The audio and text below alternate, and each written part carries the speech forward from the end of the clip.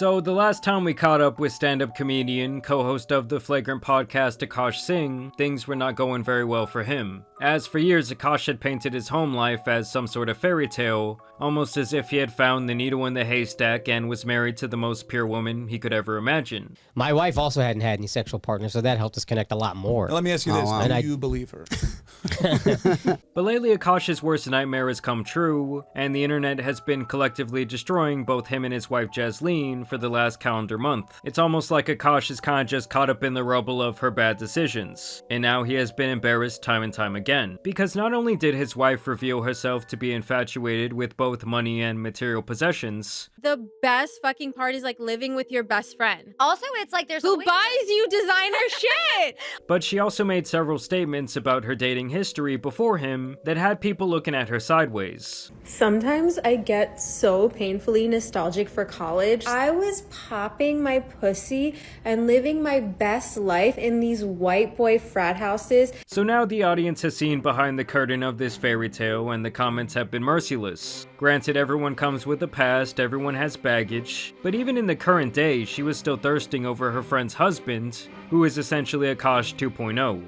And it's kind of weird because I'm talking about your husband. I just know that Nav's dick is like at least 10 inches. And since my last video on this topic, the Akaash files have only gotten much worse. We have some more embarrassing clips resurfacing from the past. We have updates on Akaash fleeing to Dubai. Baby, look. Her latest podcast episode where she attempts to dunk on her haters when the score is already 69-0. Investing in your wife is the biggest ROI that you'll ever have. Investing in your wife is not a financial burden. As well as a leaked on-stage response from the man himself to all the controversy. These narratives, people calling your wife a gold digger and a whore and all these other things, it's a shitty thing. But I feel like we should just start a little bit lighter here. First, the detectives of the internet did find her potential roster of white frat boys from her college. And I had a roster of guys that I would rotate through. As well as more footage of her refusing to kiss him on camera, including the very day that the man proposed for the original time.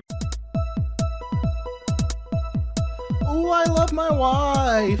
I love my wife. Ah! Let's go ride a bike with my wife. Ah! My wife's real young, my wife's real small. Let's go to the beach and play with a beach ball. Praise Jesus God and my wife. So as of right now, Akaash is 0 for 2. He is batting 0 on proposal kisses. Which, if that is not telling to people of something, I don't really know what will be. Like, there shouldn't be a moment where a woman is not happier in regards to her relationship than when her guy is down on his knee ready to spend the rest of his life with her. Now granted, in the last video, we did discuss how Akaash grew up with like 0 confidence in himself. And I really do think that he is now seeing the effects of that in his personal life. I was hideous. Well, you're not a hideous guy. Hey, you haven't seen me in high school. Well, Short, what fat, happened? Crooked teeth. I was just like a chipmunk. Now fast forwarding to the current day, we had Akaash going over to Dubai with his wife and his family, something I'm sure was planned long before this expose.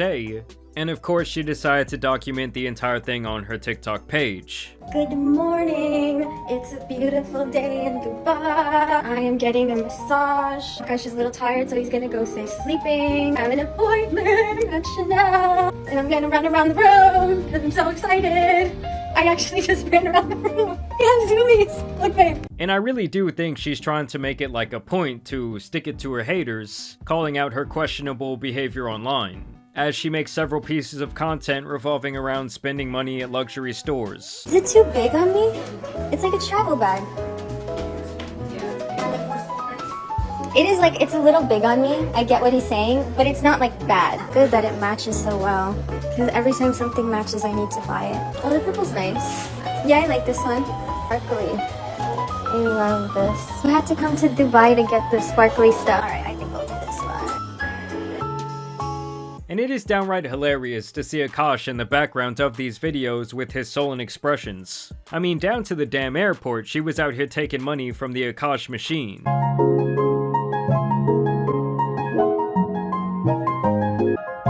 And I just love how you got this Asian motherfucker in the background knowing he just hit the fattest lick from the Akaash machine. And don't get me wrong guys, there is nothing inherently wrong with spoiling a woman, or really anyone for that matter. Hell, guys do it all the time for women they aren't even dating exclusively, tricking off their money. Okay, so you've spent over $1 million on Corinna, and you've posted on her story, so I can say this. You haven't hit. Bro. I just feel like the real problem comes with her overall attitude of like this general entitlement. Like, I'm not sure if it's a cultural thing or if this is like the path she always felt she was destined to walk, but it is beyond clear to me that she feels like she is like owed these gifts. And that is where we get to the response that she made on her return to her very successful podcast. Also because like, where the fuck has chivalry gone? Yeah, where has chivalry gone? Like, why do these men who make $60,000 a year talking about gold diggers, you don't have any gold to dig. You don't have to worry.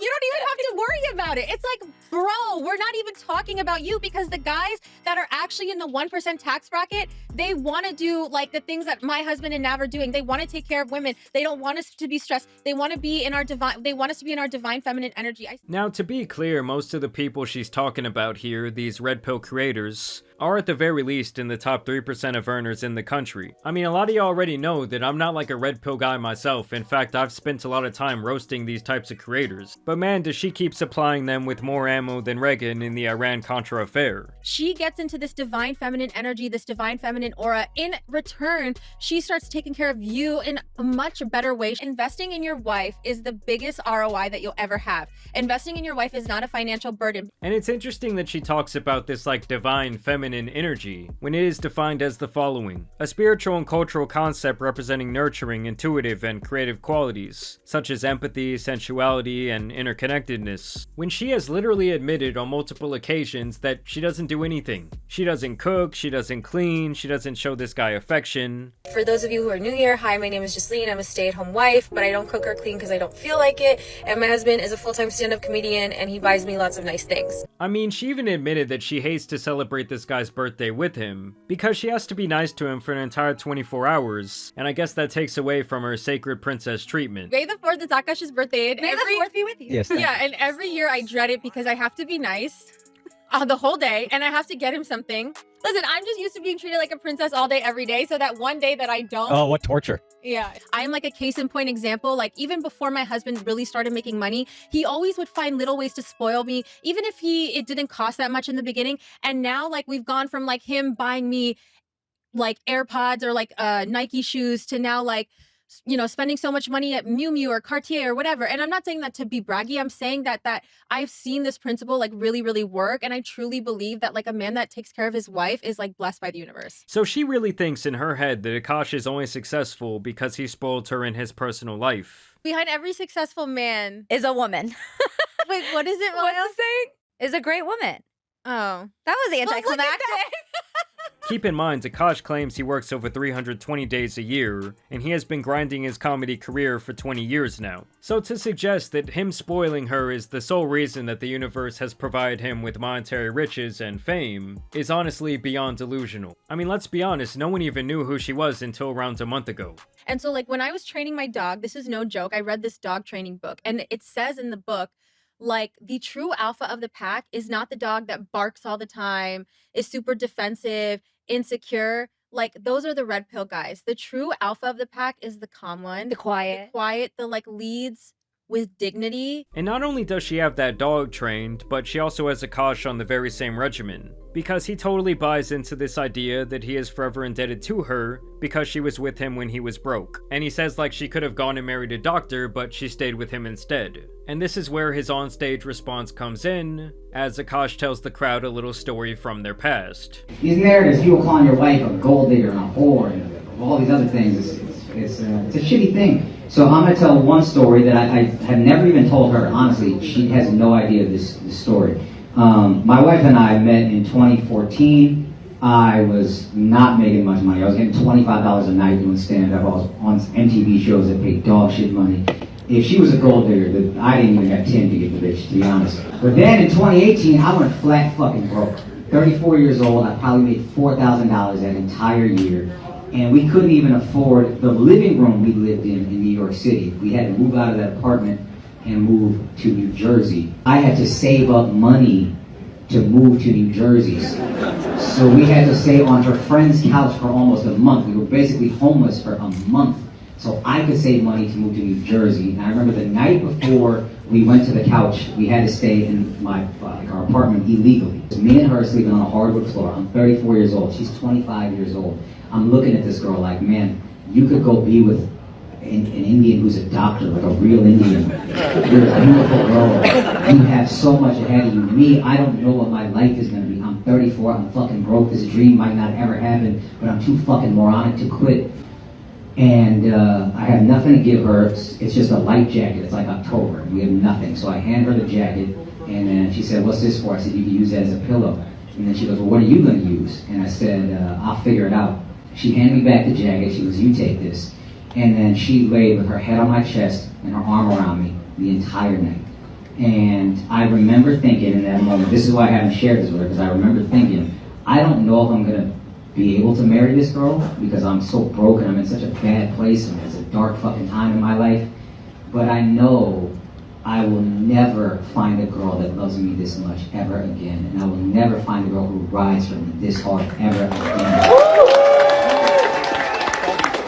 Nah, that ain't it, y'all. So yeah, I just think his attempted damage control was weak at best. Granted, I do not think that he plans on having this part of his set leaked. And on a more human level, I do feel bad for him still, like enduring this tsunami online. And there definitely is some merit in being with someone when they have nothing and staying with them through that. And I don't think it's necessarily wrong to like bask in the benefits when they do become successful. But like I said, the entitlement is just off the charts and she's out here saying all this wild shit. And I think she can't see that that is like the issue that most people have. That is why everyone is pointing and laughing in Akaash's face. And in this last clip I have for you guys, you will see exactly where her mindset is regarding finances, as she talks about the idea of a man asking for a prenup before marriage. Is it just me, or is the idea of asking a girl to sign a prenup incredibly offensive? And only one way. Like if I asked someone to sign a prenup because I had some like booming business, then I would be like, yeah, can you just sign this prenup because like I don't want to like lose all my money. But then like if a guy asked me to sign a prenup, I would be like, I would call off the wedding. Like I would literally call off the wedding. You would have called off the wedding if I asked you to sign a prenup? Yeah, like I'm not even joking. I had no real ability to, since you were with me when I was broke. So once again, it's like because she was with him when he was broke, Akaash will forever remain her doormat. You're a sexist. That's the thing. I'm a feminist. You. That's what we code it as, but you're a sexist. And to be frank, most stand-up comedians are lucky if they make it by their mid-30s. Yes, there is this acceleration now because of podcasting, but even then, the majority of successful men and women in the space have been grinding for 10 to 20 years before they see any monetary value. It kind of just, to me, shows like, I don't know, like it's like kind of like you're not like you're already not being generous. In like as a man, you're already not being generous, and I feel like men should be generous. And what should women do? Be spoiled. Okay. Where should they be generous? With money. No, where should women be generous? Oh, like with tender love and care. I don't think. Well, I'm not saying I do it all. There you go. And if that clip right there does not tell the whole story, I don't know what will. But regardless, we all have our choices to make in life, and if the guy is happy to be like this, well, I guess who are we to tell him otherwise? After all, she really just sees all the backlash as just a bunch of like incel losers following the demands of their red pill leaders. Or these fucking red pill podcast guys, like when they tell you something, when they ask you to jump, you say how high. You're still not a man either way. Do you see what I'm saying? Like you're still a little bitch beta boy doing whatever these fucking men tell you. Canceled by this like people. It doesn't affect me as much because I genuinely don't respect them. I'm just... But either way, guys, I want to know what you guys think about all of this down below. It really does seem like it's just going to keep getting worse and worse for Akaash. I mean, I honestly can't wait till he replies on the actual Flagrant podcast, because at this point he's going to have to do that, or their comment section is going to continue to just be a war zone. So I do look forward to covering that response. Y'all make sure you subscribe down below. I do want to say, guys, in my last video regarding this topic, y'all's comments were so fucking on point. But I do have to hand it to this man right here. He gets like comment of the day. This is something I want to bring back to my channel. When he said something around the lines of, oh, when you popped on screen, I was not expecting you to look like a mixture of both Andrew and Akaash. And as much as that hurts my ego, I have to hand it to the man. That is fucking hilarious. I do want to thank you guys for watching and liking today's video, but as you guys know, there's some other fallen comedians out here who need to be covered, so I'm out. Peace!